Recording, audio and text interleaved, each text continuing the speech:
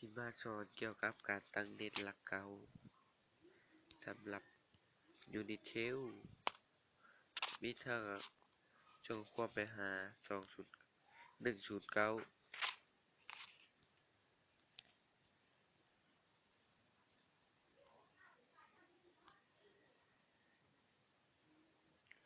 แล้วก็พิมพ์คำว่า 3G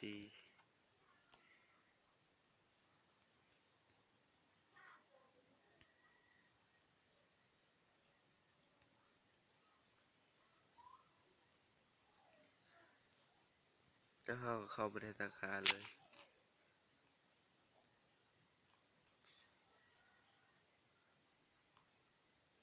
เลือกที่เพิ่มเติม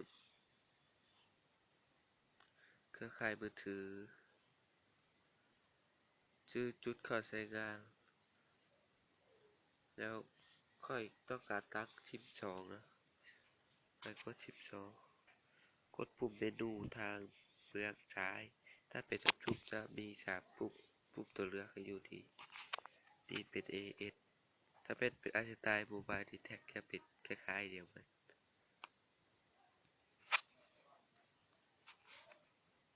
เรียกว่า Unitel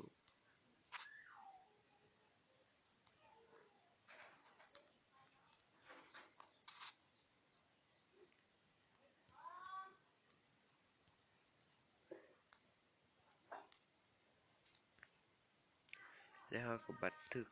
กดปุ่มเมนูเบื้องซ้ายก็มันมีแนวขึ้นมาแล้วก็บันทึก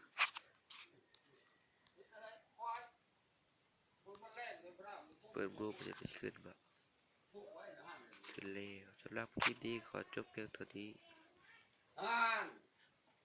แพงเจ้าแพงแบบแพง